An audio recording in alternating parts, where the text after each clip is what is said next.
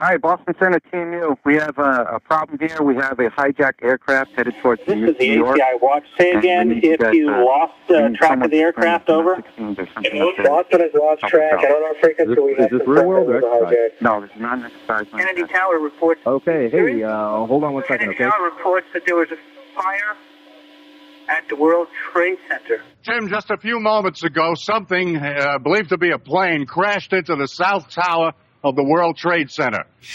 A plane has crashed into one of the twin towers of the World Trade Center. I'm just told that the Metro Traffic is reporting that it was indeed a plane crash. Okay, we do know, or at least the Associated Press is now reporting, that an aircraft... All New York City firefighters have been asked to report to duty. Today, our fellow citizens, our way of life, our very freedom came under attack in a series of deliberate and deadly terrorist acts. The victims were in airplanes or in their offices, secretaries, businessmen and women. Like most Americans, I remember exactly where I was and what I was doing on September 11th, 2001. I was working in the U.S. Senate on Capitol Hill in Washington, D.C.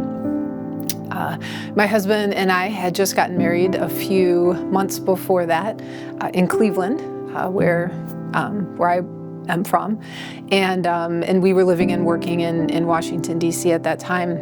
I remember that morning was beautiful outside.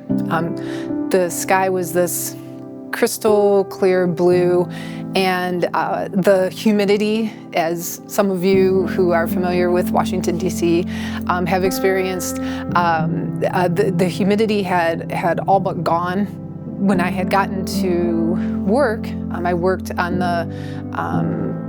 in the Hart Senate office building is where my office was, and I remember people were gathered around the TVs that we had, set up in our offices, and they were talking about what had just happened in New York City. The second tower was then hit in New York City, and that's when the Capitol Hill Police then called for all of us to evacuate. As soon as we walked outside of the Senate office building, it was chaos. People started running. Nobody knew, really where to run to or what we were running from.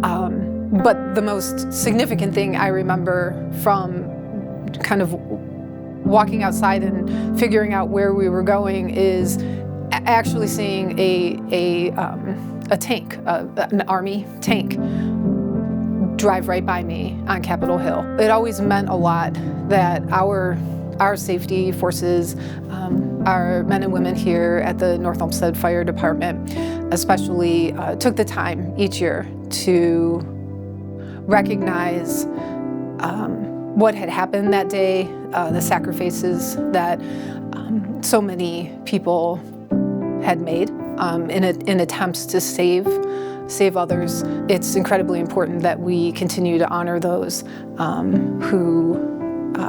who lost their lives on that day, the days that followed it, where people again were first responders and who were there to rescue others.